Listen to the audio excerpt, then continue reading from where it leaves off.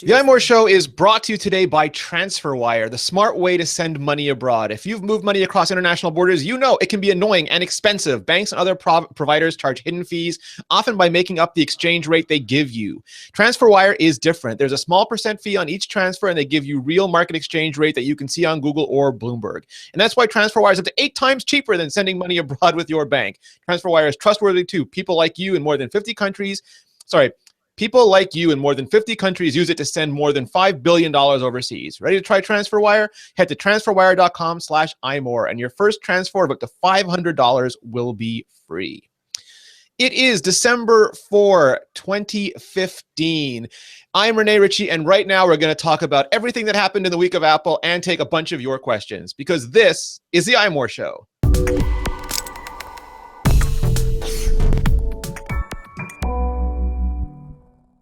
Joining me, her triumphant return to the frigid northeast, Serenity Caldwell. How are you, Ren? I'm great. It is December 4th. It's 10 days till my birthday. So I'm pretty psyched. And I like how you stacked like birthday and then holidays, like one after the other immediately. Mm-hmm. Oh yeah, that was totally intentional. Definitely not my parents doing or anything like that. Yeah, I get to go down to Florida again next week, so it's all good. I'm packaging the Northeast and then I go to California, so I'm packaging my cold. So did you use the last Florida trip to sort of stage out what you're going to do in the next one? Oh yeah, no, the last Florida trip was scouting. No, my fiance's family lives. Woohoo! Congratulations! Thank you. It's weird to say. His you are dad lives down affianced. in Florida. I am affianced. I'm ringless right now because I had to get it resized. But yeah, so went down to Thanksgiving for Florida and then got engaged and then went to Disney World because that's what you do. And then I get to play in a roller derby tournament next week in Florida. So it's all the Florida things. And then my folks live in California, so that's just fun. Yeah, all the warm places. Oh yeah, exactly. No. This West Coast girl really does not like being in the cold for very long. No, it's true. You start to think like it's like your core temperature starts to freeze and you become a White Walker, and there's just no coming back from that. Yep. No. Layers. All the layers. So we have a few things that happened this week, even though like you always think, oh, maybe Apple will just stop. Like we finished the Thanksgiving weekend, everything is done. Maybe they'll just stop. Well, then they go and open source Swift. Of course, just a little thing, just not that they were talking about it this summer or anything like that, but yeah, Swift, Apple's next generation code base is now open source and on GitHub. Well, yes, I thought they were going to do this thing where you'd go to like open source you have to go find Apple's open source project, like old website hasn't been updated in a decade, and you go there and you'd see Darwin and you'd see like the cups and you'd see maybe you'd get a link to webkit.org and then there'd be like a little Swift link that like the blue and purple style link at the bottom. Yeah, but no, Swift. No, they have gone all out. And speaking as somebody who knows next to no code, the GitHub page is very impressive. And from what I've been talking about with fellow developers, they're all really, really excited about it. So yeah, this is this is an awesome move. It's yet another move, I think, in Apple's sort of long-term strategy of maybe we should be slightly friendlier to our developers and give them more tools and be more open and accessible. And the Swift team from pretty much day one has been like this in a way that the rest of Apple's development teams really haven't, because they really do have to focus on secrecy and, building new things. But the Swift team has always been very, very reachable, which is exciting. It's amazing because like they announced it at WWDC 2014. Craig Federighi came out, and I think like 5 people knew about it at the time. Oh yeah. And you and I were sitting next to John Zaracusa, who kept looking over at you and Jason going, is this real? Am I imagining this? Am I in a fugue state? Please tell me you're hearing this too. Yeah, he's like, no, this isn't what? Oh my God. So utter secrecy. And then right after that, Chris Latner takes the stage, which is unusual. Like you have like the guy who runs DevTools at Apple essentially taking the stage and talking about it. But then he blogs about it. He's on Twitter. Some of the other people are on Twitter. They're very engaged in the forums. And they really take a lot of feedback. And that is sort of unusual from something that's that core to Apple. Yeah. Well, I do think it's important because one of the ways that they're going to increase Swift usage and make Swift a really popular programming language to use is by convincing developers that it's awesome and that they're listening to them. So I don't know if Swift will always be like this, where it will always be so like, developers, tell us your thoughts. Here's what we're going to phase out next year. Here's what we're going to keep in. Here's the new stuff that we're trying. But for now, it's crucial because they need to get adoptees on this platform. They need to get people writing code in Swift so that they can showcase that next year and be like, look at how popular Swift has gotten. Look at who's using it, et cetera, et cetera, et cetera.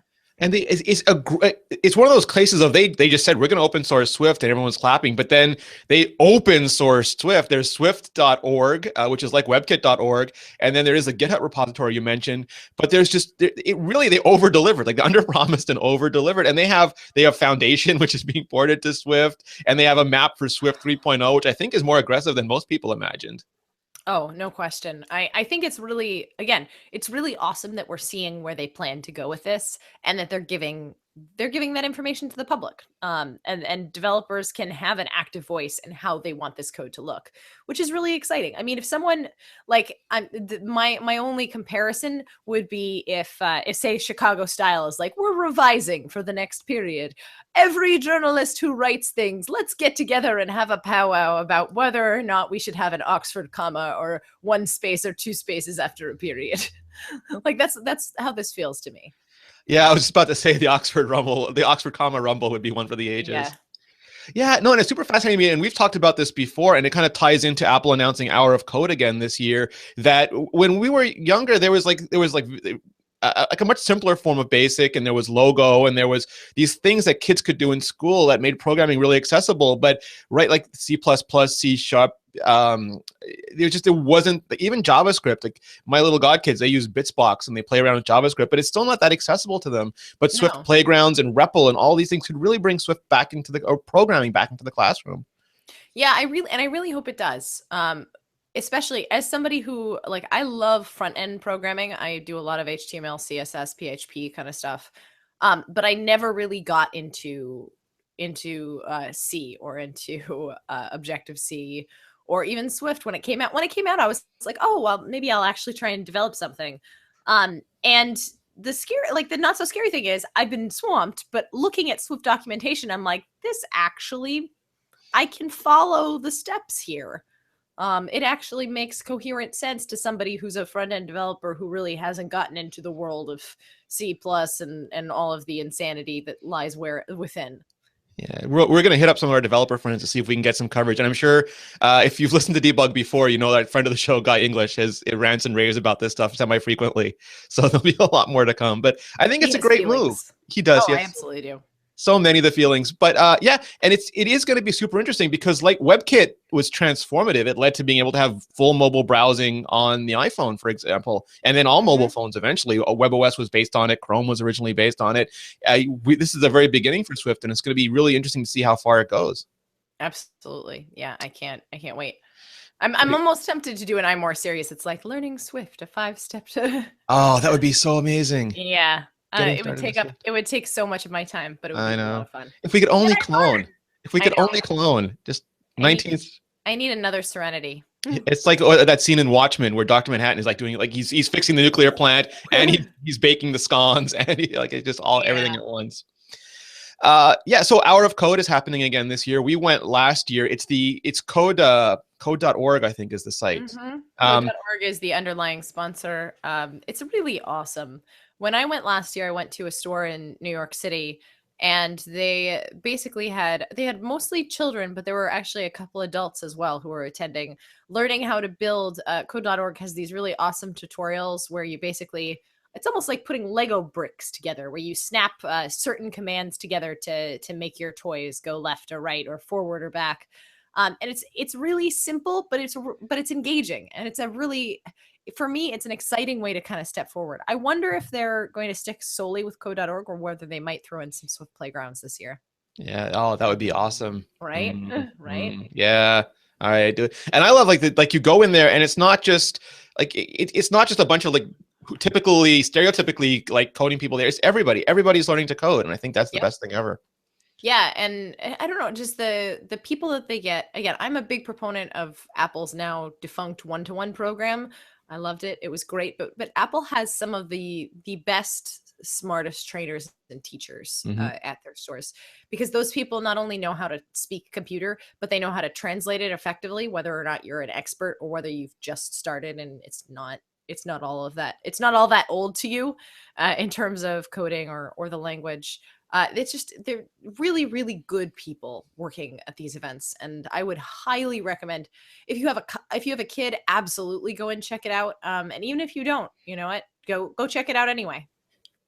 Yeah, awesome. All right, so a couple other quick things. I couldn't help but notice that in the everyone was raving about the iPad Pro processor, ourselves included, and I think Intel, like almost like I just see in my head, you mad Intel question mark? Because all of a sudden we have this stuff coming out going, well, the A9X isn't really that impressive, and then an analyst going, Intel was really close to getting Skylake into the iPad Pro. No, the closest they were you saying that. That is the closest they ever Yeah. got. I can't. I'm sorry. I mean, Skylake is an impressive processor, and the Core M. I had a chance to test the Surface last week, with the iPad before I went on my trip, and like the Core M is an impressive machine. It's not anything to sneeze in. The Core M is a variant of the Core M in the MacBook. Yeah, the Is that MacBook right? is Core M. It's the Yeah. Broadwell-Y. That's right, the Broadwell-Y Core M. But Apple has never put an Intel chip in its iOS line, and I don't think it's going to start. And also, wouldn't it have to? I mean, would it have to rebuild Yeah, they'd iOS? have to use the x86 version of Yeah, iOS. exactly. I'm like, I know it exists, but that's a little insane. Yeah, well, the whole thing was just yeah. So the thing for me is that these aren't mutually exclusive. Like Intel has not had much success in mobile, but they've had phenomenal success in PCs, and they're doing a really good job punching down now in things like the MacBook and things like the Surface. And Hmm. ARM has been super powerful on phones, and Apple's doing an amazing job in punching it up to work on tablets. And I like living in a world where both of these things are true. Yeah, I mean, competition is only good for both of them. I think honestly, Apple's AX series has gotten Intel kind of a bit of a kick, being like, "Oh, hey, if Apple gets good enough at building their own chips, maybe they won't need us for laptops at some point. Maybe that we should fix that."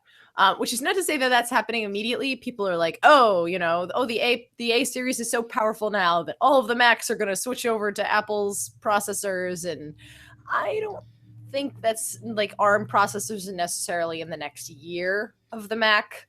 Like maybe 10 years down the line, I can totally see it.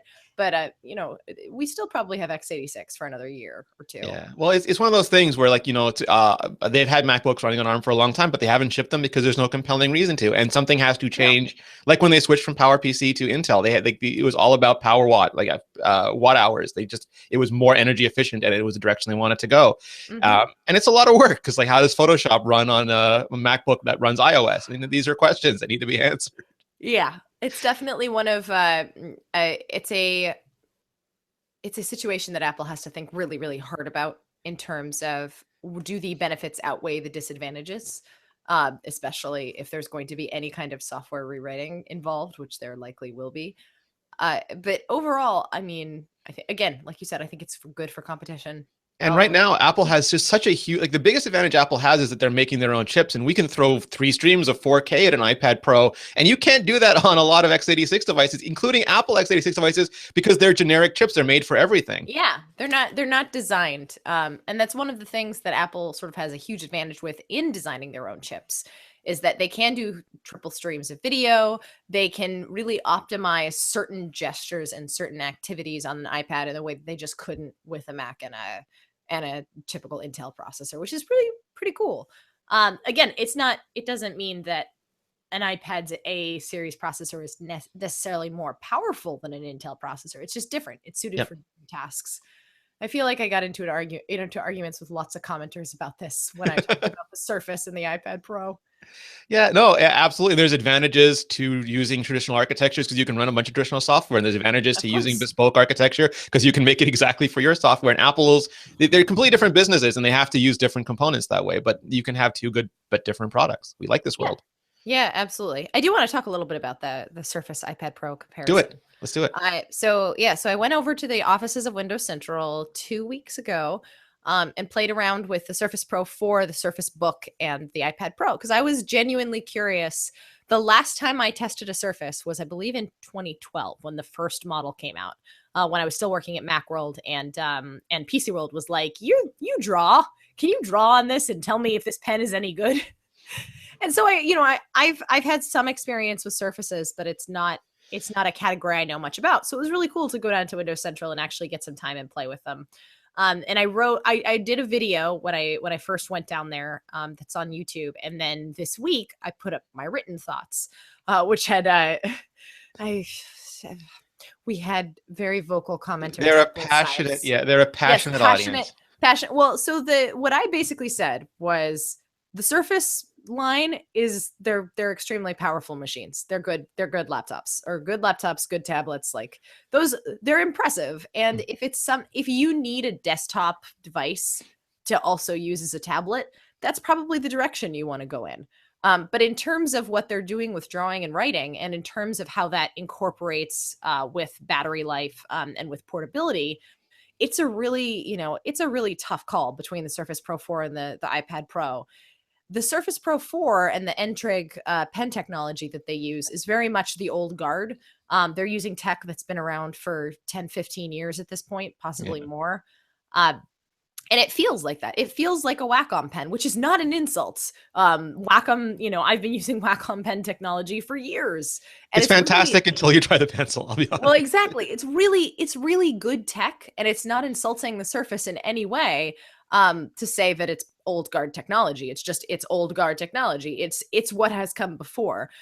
The difference in the iPad is that the iPad is absolutely less powerful than the Surface in most cases. But when you're talking about like raw power, I don't necessarily need to play 120 frames per second game on the iPad Pro. Every game I've run on the iPad Pro, it handles like a champ. There's no lag or anything. But if we're talking specifically about drawing and writing, what I care about is no lag time on my pencil. I care about being able to render multiple layers and render effects in quick succession. And I care about having accurate handwriting and something that feels comfortable in my hand that I can draw with for a long time. And the places where the Surface fails, at least for me personally, is it's not quite as well balanced as the iPad Pro, so that when you're cradling it in your arms and like trying to walk around with it, it doesn't feel quite as good build quality wise. It's a little wobbly. It is a little wobbly. And I mean, that's just, they had to put in actual processors and a graphics processor. It's a different built machine. And as such, it has different weight properties and different feels. And the other thing, the big thing is that the pencil is new technology. Whereas the N-Trig pen is following, decades of research. The pencil, they're taking an entirely new approach to this.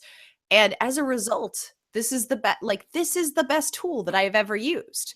Now, is it currently, is the iPad Pro currently better than a tablet that can run full version of Photoshop? I think that depends on what you use it for. Yeah. If you need a full version of Photoshop, absolutely. But for me, I'm willing to compromise about Photoshop, because honestly, what I do in terms of my drawings is I do a lot of sketch work. And then if I want to do a professional ink drawing, or if I want to do something that's going to be 4K display ready, I'll do, initial sketches, inks, maybe even initial colors in something like Procreate or something like Sketch Club, which offers vector support. And then all of these apps have these beautiful little export to PSD function, which I then continue on my Mac. And I got some commenters who are like, oh, well, you have to use two computers where you would normally, the Surface just lets you use one. And that's a valid complaint, but I don't think in the history of my time using tablets that I've ever just done everything on a mobile device. Well, that's the thing for me. Like for me, the biggest difference is the lack of a digitizer, because that you just never unsee that. It's always, and it just never felt that natural. Yeah. The lag, the gap, and the little, I don't know, you can turn it off, but the little circle that kind of traces your thing, it always drove me mad. So and for years, I would pencil things out on paper, sketch them in, and then use them, because I didn't feel like I could get my initial idea out properly on the tablet. And now I don't do that. Now it's the opposite. Yeah, maybe I have to export it to finish it, but I can do it directly right away on the tablet. And that's transformative for me. Yeah, for me, I mean, when I started using Wacom technology, I did exactly what you did. I would sketch things out on paper, and then I'd put it under the little Wacom sleeve and I'd trace over it, because I really just did not feel comfortable doing it. And artists who do this very often have gotten used to digital pencil work, but there is that millisecond lag, that uncomfortable gap between the screen and the digital. It's uncanny, was to me. Yeah. the Uncanny Valley. It's the pen version of the Uncanny Valley.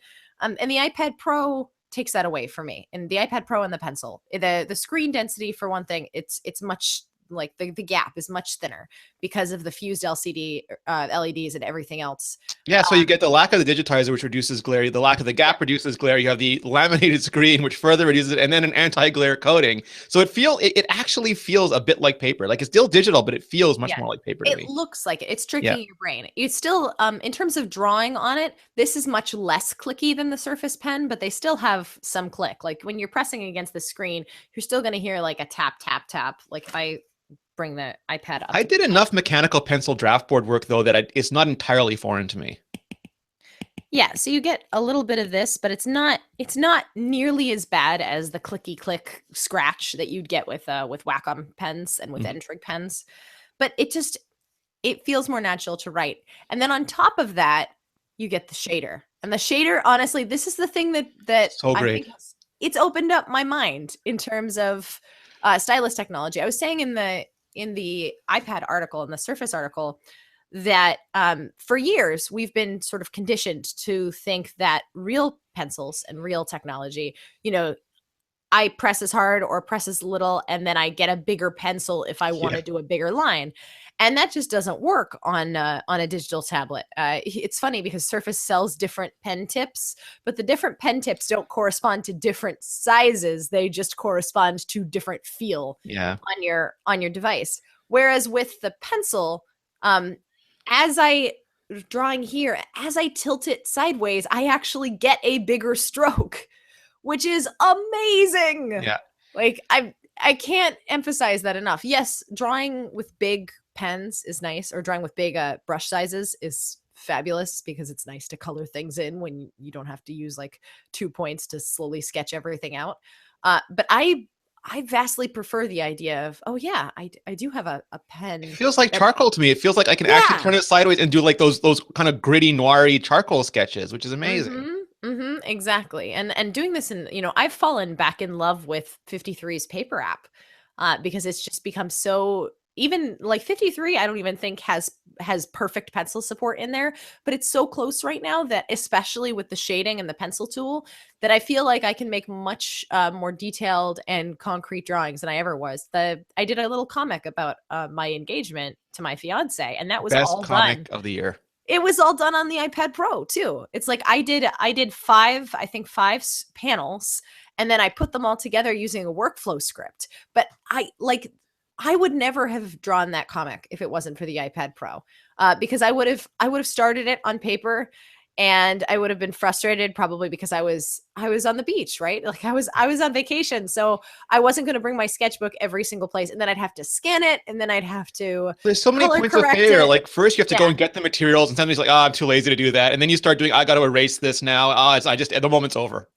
Yeah, it's whereas with this I was able to pick it up on and off just with my iPad Pro and my pencil, like when we were sitting at dinner, or at dinner, at watching a movie or something, or when I was sitting outside like by the pool. I could just do little bits, and what was even better is I could zoom so no one else could see what I was doing, so I'd be just working on little bits, so no one knew that I was working on this comic until it was done, which was a really fun surprise to give to my fiance and a couple other things. But it's just overall, the iPad Pro is the best sketchbook I've ever owned, and I really like that about it.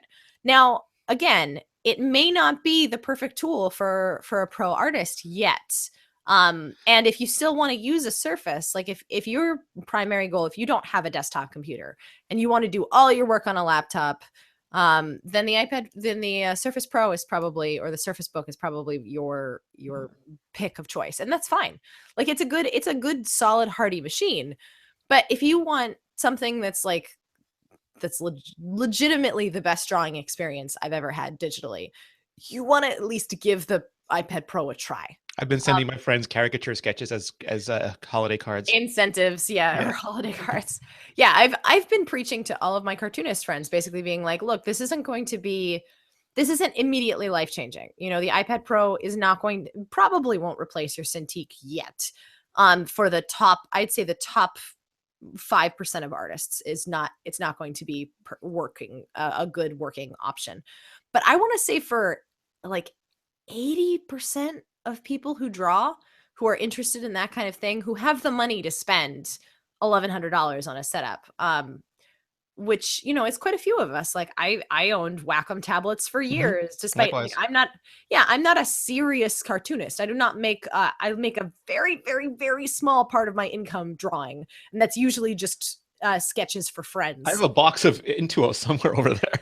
Yeah, I have one down here. I'm never gonna use it again. I'm sorry, guys at Wacom, because I still love you guys, and you were an integral part of me learning to draw. But like, But this the is good idea, for Wacom though, because like Wacom, again, we've both been using it for more than a decade, and it hasn't really it hasn't evolved. changed. And I think this is going to give it a big kick in the pants, which will in turn give Apple a big kick in the pants. Just like again, the best thing ever. Exactly. It makes everything better. So the conclusion of my Surface iPad Pro piece was basically like, the Surface is probably still the better overall machine if you want to do all-in-one work. But if you are interested in basically seeing the next generation of what sketching is going to look like, and you don't necessarily like, you either want a really good sketchbook for on the go, or if you want something where you can start a lot of projects and finish them up on your desktop, which is, I feel like, where a lot of people use their Cintiqs. Like, Cintiqs are not Yeah, really a portable product. you don't see them at the park. No, and you can turn this essentially into a Wacom Cintiq with AstroPad. And I've been using it a couple times, and I'm actually really, really impressed about how good the latency is on it. The test I did, that's up on YouTube on the iMore channel, doesn't even have pressure sensitivity enabled, because Photoshop requires that you press a bunch of buttons, which is Yeah. very silly. But like, I've tested it with pressure sensitivity now, and it looks gorgeous. Like, this may not be as perfect as a Wacom tablet and as a Cintiq tablet, but with my desktop computer, I'm really, really impressed at the results that I get with AstroPad and with the iPad Pro. It's just, it's for somebody who would prefer to have an Apple tablet, and not spend an extra $1,300 on a 13UX or anything like that. This is awesome. It This is is. great. It is the best thing ever. I'm going to put it right out there. We're going to take a quick break, and then we're going to come back and talk about maybe ditching headphone jacks and Mac App Store woes and a couple other bits of news. But first, I want to tell you about lynda.com, the online learning platform with over 3,000 on-demand video courses to help you strengthen your business, technology, and creative skills. For a free 10-day trial, visit lynda.com/imore. So lynda.com, it's for problem solvers, for the curious, people who want to make things happen. Maybe you want to master Office, learn negotiation tactics, build a website, boost the Photoshop skills he was just talking about. All you have to do is go to lynda.com, and it will feed your curious mind. A lot of times on podcasts recently, I've been hearing people talk about things that it just I'm not that good at, and that's a weird feeling. Like, over the years, you try a lot of software, and maybe you learn how to do a specific thing with software. But you don't really learn everything. You don't take advantage of it, and maybe you don't optimize. And that's a really interesting thing about lynda.com lately. And I've talked about this before, but you have the ability to go and find those little things, those little tricks, the help that you need to get a project done. But you're learning from the best people in the world. You're learning from industry experts, and you can just watch a course on Photoshop, for example, and you can discover tips that you didn't know to look for. They're just ways that save you hours of work or make your work that much better. Ways of, I don't know, flipping tables. I know nothing about Excel. People keep talking about flipping tables or something with tables. And I don't know what that is, but I can go to lynda.com, look at it, and find out. Pivoting, right? That's pivoting all those tables. I have no idea what that means, but I can find out. I just go to lynda.com. I can search. I have questions. And it shows you can learn at your own speed. You can learn at your own pace from start to finish, or just selected points. You can browse the transcripts. You can take notes. You can download tutorials. You can have access on your iOS or Android device. You can create and save playlists. There's so much you can do here. It is the next generation of education. So here's what I want you to do. Go to lynda.com, and your membership will give you unlimited access to training on hundreds of topics, all for one flat rate. So whether you're looking to become an industry expert, you're passionate about a hobby, or you just want to learn something new, I want you to visit lynda.com/imore, sign up for your free 10-day trial. That's lynda.com/imore. Best holiday gift ever. All right, so So good. I'm drawing a caricature of you while you did that ad read, by the awesome. way. Ugh. Awesome. On the lynda.com caricature. Yes, the lynda.com caricature. Well, I was kind of like, you know what? You guys want to see how awesome and how quick it is to do a crazy sketch. It is pretty quick. I can do it in 5 minutes. Anyway, what else are we talking So about? yeah, so while you, so what? Once again, almost every year, it's funny how we have rumors. Like for the first few years of the iPhone, every year there's Apple's going to release a product red iPhone for the holidays. Like, there's always these, and so the rumor that's come back again this year is that Apple is planning to ditch the 3.5 millimeter headset jack. Yep. And it's because it's a logical thing to do. You look at it and it sounds like an Apple thing. They don't want buttons on their mice. They don't want, well, oh, there's something on here we can get rid of. Getting rid of the screen, no, it's too early for that. So we'll get rid of we'll get rid of the jack. And I'm sure, Apple's a smart company. They prototype everything. They probably have years and years of iPhone prototypes with no headset jack just to see what they can do. Because the worst thing is just to think you always have to have something. Oh And yeah. the best thing to do is say, well, what happens if we remove this? What can we gain by that? And then you experiment and you decide, is it good? Is it bad? So the latest rumor is that they're going to do this for iPhone 7. And that's upset a lot of people because people love their headsets. They're invested in. They've got these fancy ones. I think some of them have vacuum tubes on the side, and they're really expensive. And I don't know about you, Ren, but I had years of Palm Trios that had a 2.5 millimeter to 3.5 millimeter adapter. And I had a couple HTC phones to review, the Touch Duo and I think the G1, where all they had was mini USB and you had to stick a breakout box in to get headphones. So I've had experience with phones, and it is annoying. It is annoying to have some other dongle, Adapters. yeah, Yeah. on it. But it's interesting too because what can you do if that port is not there? It's not for thinness because iPod Touch super thin already. Apple Watch has no headset jack, still thick. But Yeah. so there's got to be other things things for built in. these. Yeah, I mean, I have to assume that some of it is about decreasing certain thickness. Like they might want to taper the edges. They might want to actually try curving the screen, which might require thinner edges and a thicker middle. There are a lot of potentials on why Apple might do this. Save But space my inside. yeah, oh yeah, add battery space, add better speakers. Finally, add stereo speakers to the iPhone. But this is my real suspicion. It's the fact that Bluetooth headphones have finally become reasonable. They've dropped under $100 for a good set of Bluetooth headphones, not just like wireless running headphones, but like good office headphones. They don't have the lag they used to. They don't have the terrible music compression that they used to. Bluetooth LE is a pretty impressive group. And especially as Apple moves its accessories to Bluetooth connectivity, I wouldn't be surprised if we start seeing a bigger push towards Bluetooth headsets and just, or even it might be even be a new proprietary connection, but just the idea that you don't have to be tethered to the 3.5 millimeter cord because maybe the 3.5 millimeter cord doesn't give you the sound that you want anymore. Now that's a big leap coming. I know because I'm like I can already hear my sound friends, my audio friends, being my audiophile friends, being like, "What? Don't you dare say that!" My cold dead hands, Ren. Yeah, exactly. But I do think the future is coming. Of course there's going to be an adapter, and adapters stink. But you know it stinks even less? No corded headphones. They're so great. They're so wonderful, and I'm praying that Apple decides that that's the way to go. They'll Because be magic headphones because you just wear them and then when you need to, you plug a lightning thing in and it charges and then you go back to your. yeah, exactly. You just plug a lightning thing in if you want it corded or if you want a multi-splitter. I mean, that's the one thing with Bluetooth headphones that I think there is a downside in. I have this $12 splitter that allows me to connect 5 different headphones to one center location. And that's a little harder with Bluetooth. You can't really have multiple audio sources piping in. But it's still potentially doable. Like there are ways, but iOS would have to figure out its audio problems first. And that's the other thing that I hope is coming. I hope that if they decide truly to take away the 3.5 millimeter audio jack, that they take a really long, hard look at iOS and audio and how they can fix iOS to be less horrific when it comes to audio and lightning based audio devices. Burn Because car audio to the ground and rebuild it.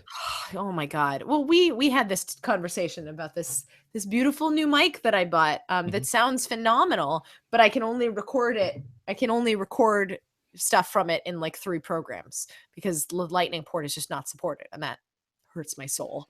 Like Yeah. that needs to be fixed or Like finished.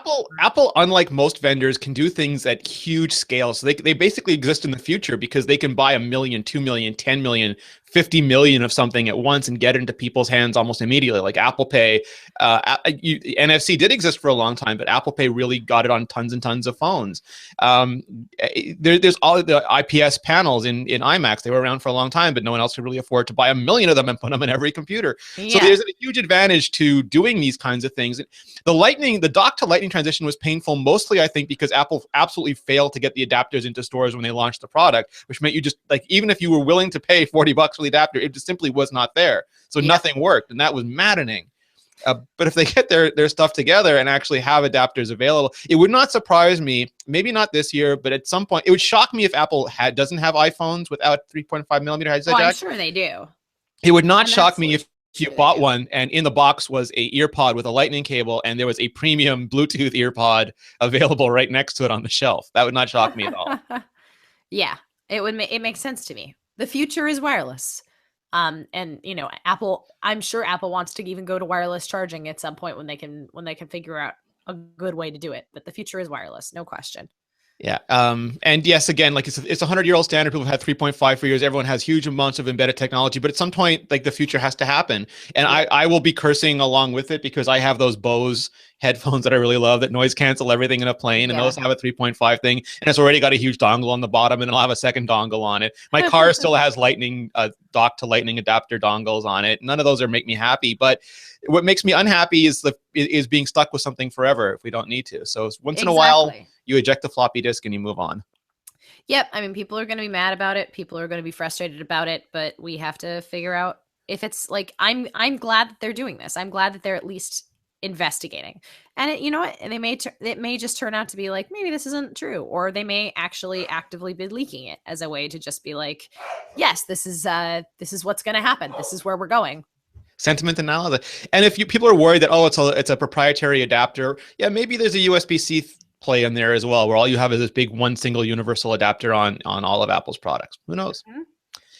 Another thing that happened is Sketch left the Mac App Store. They are not the first. Coda left. BB Edit left. There's not been a lot of them, but there have been some high-profile, deeply beloved programs that have left the Mac App Store. There's been a lot that haven't entered because of things like sandboxing, where they simply could not provide their software or they could not adapt their software, years and years of code to work in the Mac App Store.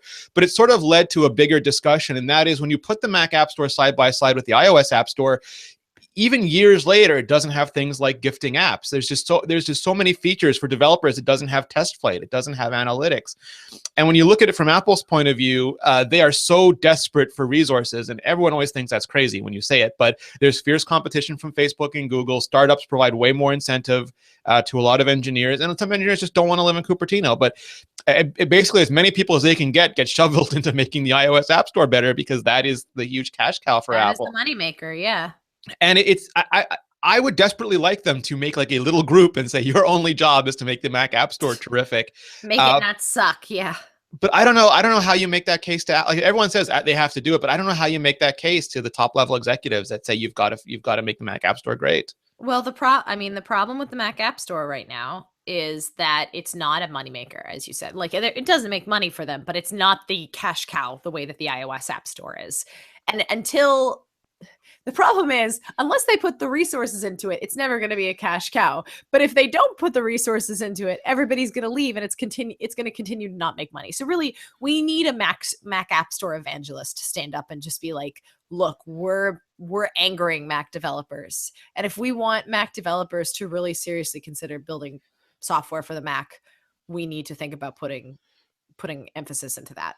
Yeah, so what I don't know is like, yeah, absolutely. It would take either someone at the executive level or someone deep in the product group to force it on not force it, but like to really make it clear to the executives. But at the same time, Apple made Gatekeeper, and I don't know if internally they feel like, well, Sketch is better off outside the Mac App Store. The Mac App Store really is for what Guy English phrased pop apps, which is a term I still love. That it is for like the casual game, the port, the casual software basically. And if for deep rich programs like the Adobe stuff, like the Office stuff, even like stuff like Sketch, which is an Apple Design Award-winning program, you have web stores and Gatekeeper. Yeah, my problem with that argument is that it's so much more difficult to download and re-get your Yes. apps off of the Mac App Store. And Apple has always been a company that really wants to focus on ease of use and ease of transition for users to move. They want to be it, they want it so that when you set up your new Mac, you don't have to worry about connecting any wires or transferring your stuff. It just is all there, or it's all ready to be downloaded at the click of a button. And if more and more apps move away from the Mac App Store, then we have a major problem. I think, Yeah, honestly, I think the Mac App Store needs to be completely overhauled and redesigned. Like I think we need I to agree. a long, serious look at what is actually feasible. Does it make sense to have pop apps on the Mac App Store? Are we talking like maybe the Mac App Store is not so much, not so much about. Sorry, I just lost my train of thought. Then maybe the Mac App Store is going to go into a place where it's not just for pop apps, where maybe we take away reviews, which is an insane idea, but like maybe we take away app review, or maybe we take away some of the instructions about the Mac App Store.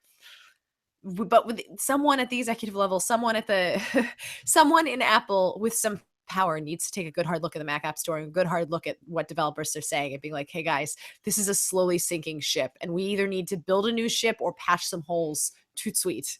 Yeah, I agree with that 100%. I think that the best way to phrase it is that how Apple keeps saying that music is in their DNA, the Mac is in their DNA, and there is deep love for the Mac and Apple. You can see that in the hardware teams, you can see that in the software teams, and that love has to spread to the App Store team. It has to be a Yep. point of pride that the Mac Yep. App Store, it is better for customers. It's undoubtedly better for customers because you open up a new Mac, you press a button, you're downloading all your stuff. Way better experience. Whether that means like reviews for developers still take a week. There's still a lot of pain points in how they develop and how they deliver software and the sustainability for their software, because you're dealing with it. And like you have the baggage, it's almost like the worst of both worlds. You have the baggage of decades of computers where you're used to buying it software in boxes, getting shareware, doing things like paid upgrades, doing things like trials for software. And but then you have this whole new generation of people who grew up on iOS who's like, free app, next free app. Oh, it wants me to pay for something. Bye-bye, next free app. Yeah. And it's a confluence of pain right now. But I don't feel like I don't feel like there's anybody there whose job it is to once again wake up in the morning and say, how can I make the App Store great? And until we have that, I think it's just going to be multiple frustrations. I absolutely agree. Sad. Very sad. All right, we have some questions. We asked for questions and we did get them. So let me just pull that up. So first question from Jason Wong. Serenity, where did the handle Saturn come from anyway? I just saw this. So Saturn is completely made up. It is a word that I made up in 2002, 2001, something like that. I was looking for a new handle, and I just smashed a couple of different words together. Turns out this is also a Swedish word. I don't actually know what it means because I'm horrible like that. But my thought was, when I made the original Saturn, was in traditional like teenager indie emo style, was Saturn, a downward lament, because set is like to set down, and then turn is a bird. So I was thinking like floating bird. Now I just like it. It is me on the internet. I like the combination of letters. It's a lot easier to say than Serenity Caldwell, which is a little like if I had to do at Serenity Caldwell, or if any of my friends had to do at Serenity Caldwell, tears. I It did takes have up a lot of the characters. yeah, it did. I did have the chance to get at Serenity once, and I turned it down because Saturn was fewer characters. You would get a ton of misdirected tweets though. I really would. Yeah, I have a friend named Genevieve who has at Genevieve, and she gets all of the Genevieve birthday wishes. Well, Justin used to get the Justin Bieber stuff. Now he's getting the Justin Trudeau stuff, and Ryan was getting all the Ryan Seacrest stuff. I mean, it's never ending. Nope. Matthew would like to know, do you ever think we will see picture-in-picture on iPhone 6 Plus for video or for FaceTime? It should have enough power, RAM, and screen. I hope so. I would really like that. I don't know if it will happen, just because it's Apple's non-iPad devices. But the 6S Plus does have enough space that I feel like that's a totally legitimate thing that Apple could do, and another way to differentiate the 6 Plus from the 6. I have this weird thing. I'd kind of like it on the iPad Pro too, and I would kind of like a horizontal stacking split view, because sometimes I don't want Like picture in picture. boxes. Yeah, Yeah. like so I could have like the movie app on the top and work in the bottom, and it's not really floating on top of anything. It's sort of out of the way. And an iPhone 6 Plus 2 vertically, like horizontally, because it's 16:9, it feels very squat to me sometimes. Mhm. And a picture-in-picture window would only kind of get in my way, I think. But if I could horizontally have a screen on, like a window on top and a window on the bottom in split view, I could put different things in there, and I think I'd be super happy. Yeah, I could see it. I could see it. Eric Stephenson would like to know, is it worth getting the first generation Apple Watch now, or better to wait for the second generation? Ooh, that's a tough decision. I don't think a lot is going to change the second generation based on early rumors that I've heard. Um, I think it depends. If you were going for the steel Apple Watch, I would say no. For the sport, I feel like 350 is a good enough experience to buy a watch for around 18 months. Because I'm thinking that you probably won't want version 2, but you probably want version 3. At least that's kind of the vibe I'm getting right now. Renee, you feel free to counterdict me, but that's No, that's kind of my I think thoughts. like it's one of those things always in technology. If you can wait, like if it's not a need, if it's sort of like a fleeting want, then wait as long as you possibly can, because there's always going to be something better. Even when you buy the second one, like Serenity said, the third one will be even better than that. So it just depends. I also say it depends on usage. Right now apps are so fuzzy on the Apple Watch, like they're slow to load, and I don't think Ugh. anybody really knows what apps are for on the watch yet. But like the notifications are tremendous. The fitness stuff is amazing. The communication stuff, so convenient. And those things probably won't be that different on the second generation. Yeah. It won't matter if it's a faster processor or has more RAM or anything, because like, it's notifications, it's fitness, it's all these things. So again, like the steel one, a lot of money, might be worth waiting. But if for a sport watch, I think even if you use it for 6 months, $350 divided by 6 months, it's a little bit of money to pay, but it's a lot of fun to be had. Yeah, I absolutely agree. It's speaking of someone who now has multiple Apple Watches somehow. So yeah, it's kind of weird, and yeah, that's a whole other thing. I'm just hoping. My biggest hope is that the case is just like I'll just buy a new case and can use all my straps, because I'm strapped for Yeah, life I'm here. I'm praying that they don't change those adapters, or if they change those adapters, you can get them swapped out because I love my collection of bands right now. So like I think that's the investment right now. Like you investing in the bands for a generation, and the casing will change every once in a Yeah, while. I'm okay with that. John Robinson wants to know, a big strength of Apple is its ecosystem. Where are the opportunities that Apple needs to focus on to improve this environment? Oh boy. Is Well, I that is it think asking our ecosystem pain points? yeah, well, I mean, there's still the Mac App Store thing. Um, but on iOS, I think I already did my rant on the ecosystem. On iOS, it's very very frustrating to me that that audio and core audio is a piece of a crock. Basically, I can't record things in multiple programs. I can't pass audio through. I can't even pick my audio sources. Like there's no the sound preferences in iOS are so poor and so frustrating. I have feelings. I have very many feelings about that. Um Yeah, it's it no it, it for me also. I think there's tremendous opportunity. Like we're just starting to see some things like there. We've just started to see an Apple TV app that takes the heart rate from your Apple Watch, and we're not using these things all together yet. I have this Apple Watch on me. My iPad Pro could unlock, not because it's a Bluetooth dongle, but because it's a Bluetooth dongle that is locked to my pulse rate, and it knows that it's me. And there's all these tremendous opportunities for things that Apple could do, that when you have multiple products, and not just Apple, developers as well. And I think that's where we're going to see the awesome strength, is when all these things. Right now there's continuity and iCloud and a bunch of things that do work together, but it just feels like we're standing on the precipice of a huge advancement in terms of multiplication or exponential increase in having multiple products from Apple. And I'm super yeah, excited for that. I agree. I think handoff music, handoff for Mhm. music. Yeah, for all of But it, IT it all stuff. it all goes back to audio for me. It I all just want goes to back walk to away from my Apple TV with my iPad and have the movie continue playing. Just Jessica Jones on the TV, and then I'm walking away and Jessica Jones on Yep. my iPad. Yep. And Netflix, please fix your Apple TV app. It's kind of quasi embarrassing right Oh, now. it's awful. It's all cute. Yeah. Apple TV apps. There's some really great ones, and then some of the big players. They're so painful. Speaking of which, Scott Michael wants to know any update to when the Amazon app will arrive on the Apple TV. I still don't believe that the one engineer getting a response from a customer service rep generated that much. Like, I'm sure people are interested in this, but that to me is not a source. That is like customer service reps are never a source. Yeah, I think it'll happen soonish, but I wouldn't hold my breath before the new year. I would say it's either going to happen in the next week or it's not going to happen until January. Yeah, I think that's probably. We are getting Apple Music on Sonos though, December 15th. Yeah, I'm so excited. Is it the beta that's coming out on December I 15th or the full version? don't know. Actually, I didn't check Yeah. that. I was just I excited either think way. I think it's a beta, but either way you can apply for the beta on sonos.com. I'm really psyched. I love my Sonos, so I'll be really happy to finally play Apple Music, even if it's a bit frustrating right now. So great. Oh, Uh, music. Joshua Judd, is Siri any more functional capable in the new S model iPhones or just faster?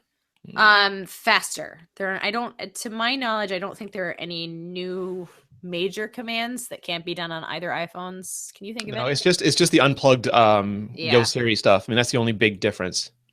Which Apple Because did not do on the iPad Pro, and I'm still quasi sad I about that. know. Because it works. Just enable it, please. Yeah, I will say we're talking about my iPad Pro experiment has come to an end and I'm finishing up the last bit of my articles on the subject. And I'm going to keep using my iPad Pro as my laptop. That's my spoiler for people who have been following along. I really like this as a laptop replacement. There are some things that it can't do, including the audio problems. But one of the things that I was going to comment, like one of the things I really really like about the Pro is in that direction, where you can use Siri for HomeKit, right? I can use Siri to Yes. dictate events, and Siri is one thing that you just don't have on Did the your Mac. HomeKit stuff go to your iPad Pro? Because mine hasn't, and I just haven't taken the time to set it up. Yeah, mine works. Mine didn't. There's nothing like I tell it, and it doesn't do anything, and it says it's not available. It makes me Oh, sad. that's weird. Yeah, Yeah. mine works. Okay. Um, but again, HomeKit still early days. Still Yeah. some No. problems. I feel exactly the same way. I've been just going to the coffee shop with only my iPad Pro lately. Like, there's certain things I need a laptop just for running iMore that because of the way we're set up, like I haven't bothered. Like putting the VPN on it is on a new computer is so like it's not a lot of work, but I got to go find out how to do. Like, I haven't even put it on my new Mac. Like, so it's You just have one of to those find things. you have to find the information, And and you that's do the really authentication steps and put the code, and it's yeah, that's really frustrating. But VPN stuff. I mean, once I do it, it'll be done, and then I'll be fine. Just got to my talk to big the big thing baby. when I started using the iPad Pro, workflows are always a little scary. Like AppleScript and I were never really big friends, but I love workflow on the Yeah, iPad, and I've been working with Federico to build a couple of different image workflows. My image workflow system on my iPad is probably 5 or 6 times as fast as it is on my Mac. that's awesome. And I love the ability to just really quickly pull a photo off of my camera because I just have a camera connector. I'll pull it off, I'll edit it really quickly, I'll zap it to workflow, and workflow retitles it, resizes it, makes it pretty, and then sends it to iCloud Drive where I can then upload it into our CMS. And like little things like that are really really cool. I have a file picker that I can access from an extension that will immediately send something to Dropbox or send something to transmit and upload it to a certain server. There's a lot of really really cool shortcuts, and workflow makes it for me really easy in a way that that AppleScript never did, and Automator never did. Yeah, no, it is accessible computing in a lot of ways, even for people who are nerdy nerds who just haven't got that particular kind of nerdy nerdery. It makes it Yeah, easier. it's super Eric, awesome. it is fantastically awesome. Eric Oshita wants to know: do you think both iPhone screen sizes will increase, and what do you want to see in iOS 10? That's a really big question, but there is an ongoing debate. Like, there's ongoing rumors that Apple's going to reintroduce a 4-inch iPhone, and some people really, really want it. And from my understanding is that it is still not a, like, as much as we in the tech field and on Twitter see people say they want it, there's not a lot of mainstream people who want it. And Apple is mostly dictated by the mainstream market. So again, I'd be When it comes shocked to if Apple iPhone. didn't have a 4-inch iPhone. Yeah, absolutely. But how many screen sizes? Their continual goal is to make as few phones as possible to address as much of the market as possible. Because otherwise, you're like a Samsung where you have everything from 3.5 inches to 8 inches or something at quarter-inch intervals, and they want to be the opposite of that. So I don't know. I would not be surprised to see it, but I just don't see the numbers for it yet. Yeah, I agree. I think iOS 10 What we do can we do want it. for iOS 10? Yeah, Let me do a whole show on that though. I mean, I think we're going to our end of year. We're talking about sort of doing a roundup, Yep. as well as what we want to see from Apple in the next year. On Again, going back to stuff that we've said in this article, if we want to pick one feature that we want to see in iOS 10, for me, it's audio. I want to see audio fixed. Yeah. Good core audio. For me, I want to see, like, there are so many things on iOS right now that, because of the way that it's developed, exist in these little tiny islands. And I mentioned last week I did an article on the News app. For example, the Siri search page has Siri suggested news, but it has nothing to do with your front page in the News app, and that should be pulling that information in there. Yep. And the stuff that your friends recommend on Twitter sits in the Safari suggested links thing, and that has no integration with News or Siri suggestions, and it really should. And stuff that you save to Safari Reader, that doesn't go into the News app, and it really should be available. It's like, and this is for everything. It's not just for news. There's all these places where functionality exists on tiny little islands. And if I had one overarching theme for iOS 10, would be tear down the walls. Just connect everything together. Yeah, it'd be so much more useful for me, because I would just go sideways, see a headline, pop it, open it up, save it to Safari. I'd see an article that Serenity recommended, and it would be right there, and I'd prioritize that to read. And and again, on all of their things, just do that for all of. I know, do that. Flip the bit that makes that work. Do it. Two more questions. So Kevin Mark wants to know, going forward, will Apple continue to support the older Apple TV models? I mean, I don't think it's going to get a virus anytime soon, but I don't think we're seeing Apple Music. Yeah, it's like iPod. I think they'll support it the way they support iPods, like not the touch, but like they'll be there, but they're not, like, they have no future. They're a dead end product, and they're like right now a $69 dead end product. So I don't. Yeah.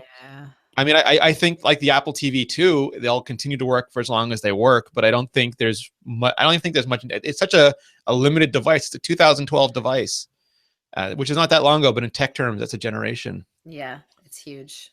Last one, Cameron. I have such an answer for this.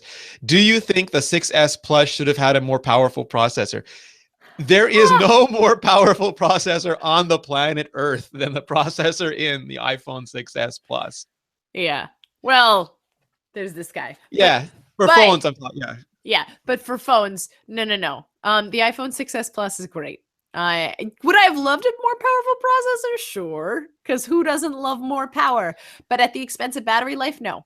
Yeah. And I like my iPhone 6S Plus and they're better, and it's battery life. And there are issues. Like, I understand why people ask this, because there are issues with the iPhone 6 Plus that aren't present on the 6, where it looks like it's dropping frames, or it's taking a few seconds to do things like render the Gaussian for the first time, or pull in the fast app switcher, or some of the other transitions for the first time.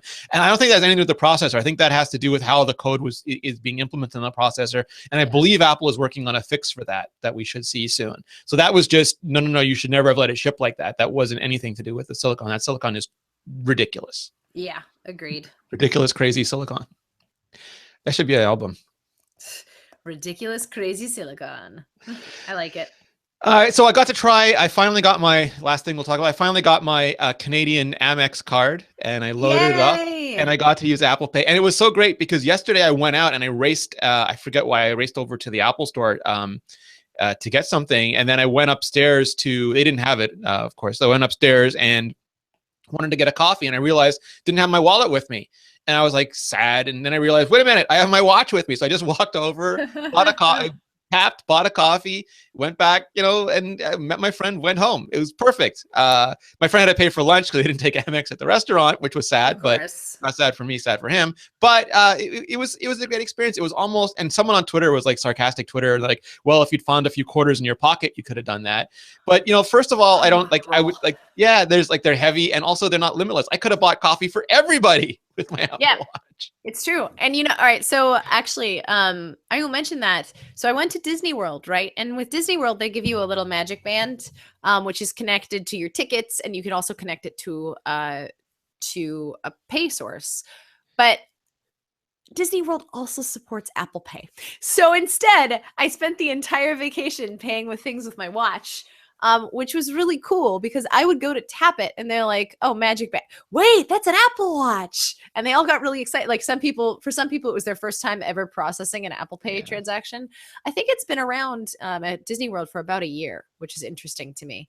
But it was so easy. It's so easy. And the idea, especially at someplace like Disney World, where you really don't want to carry a whole lot other than souvenirs that you inevitably pick up along the way, the idea of not having to worry about carrying credit cards while you're walking around a very busy park and not worry about things getting lost or put in weird pockets or having to dig out of a backpack is glorious. Absolutely glorious. Absolutely. So I'm actually going to write about that on iMore later, hopefully today. Transformative technologies, Ren. It's so cool. It's so cool. All right. So is that our last question? Yes. Are we done? All right. Would you like to see your 15-minute sketch? Absolutely. All right. You see it here first, iMore. This is my 15-second caricature of Rene. Woo! So great. 15-minute caricature. But yeah. God, all of this technology that we've talked about today. I was just actually, we haven't talked about this yet, but I was putting together the framework for the 2015 iMore Awards, and usually like device of the year, like there's some categories where it's like, well, we got one, but like a lot of the stuff this year is like, there is so much new stuff this year. New Apple TV, new Apple Watch, new iPad. I mean, like there's a lot of stuff. We're going to talk about this in our end of year show, but like we have a lot to round up. Apple wasn't kidding when they're like, we've got some stuff in the pipeline this year. Like we choose like apps of the year, and this year there's 2 additional app stores. I mean, like this is not going to get any easier. It's crazy. Yep. Great problem to have. All right, Serenity. So if people want to follow you, if they want to see all your awesome sketches, where can they go? They can go to Settern, SETTERN, on Twitter and Instagram. And I am also on iMore.com, where I am finishing up my iPad Pro experiment. I am going to continue using the iPad Pro, so expect more sketches and more articles on why it's awesome to use an iPad Pro as your laptop and why there are still some bits and bugs to be worked out. And you're also doing some amazing radio theater. I am. The incomparable radio theater on the air, URTA, at Finley Quality, is doing its first season of radio theater. We just wrapped up our first 10 episodes, and last night we recorded our Christmas special. So I am really, really super psyched about that. It's a project that's near and dear to my heart, that's produced by Jason Snell and written by David Lohr. And just it's so much fun. Rene cameos in a couple of things. Georgia cameos in a couple of things. Please go check it out if you haven't already. So great. So great. So great. I plan on listening to that and watching the Doctor Who Christmas special. Those are going to be my 2. Woohoo! Your 2 specials? Yes. Awesome. You can find me at Rene Ritchie. You can find all of us at iMore. For the video version of the show, just go to youtube.com/iMore video. For the audio version, go to iTunes. Just search for the iMore show. If you haven't already, please leave a review. Please leave a rating. It helps iTunes know that you love the show, and then they feature it, and more great people like you can find the show. Please have a wonderful week, and we'll be back next week. Thanks, everybody. Ciao.